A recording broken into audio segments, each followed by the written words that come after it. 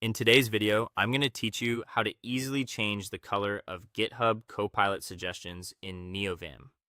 If you want your Copilot ghost text to be easier to see or simply better match to your current theme, this is a quick customization that can make a big difference in everyday coding.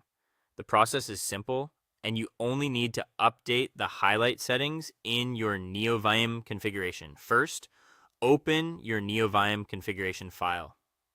In most setups, this file is called init.ua or init.vim, depending on whether your configuration uses Lua or traditional Vim script.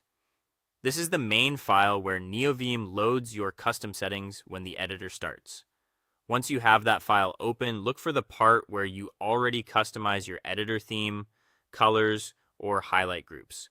This is usually the best place to make the change because it keeps all of your visual settings organized in one section. If you already have custom highlight definitions, placing this there will make it easier to find later if you want to adjust the color again.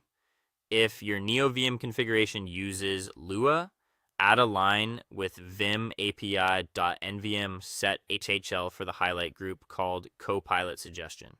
Then set the FG property to the color you want to use. You can choose a hex color code if you want precise control, or use a named color if that fits your setup better.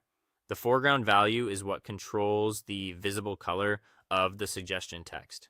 If your configuration uses traditional Vim script instead, add a highlight command for Copilot suggestion, and then define either ctrmfg or GUIFG with your chosen color. In general, GUIFG is used for GUI or true color setups, while ctrmfg is commonly used in terminal-based color environments.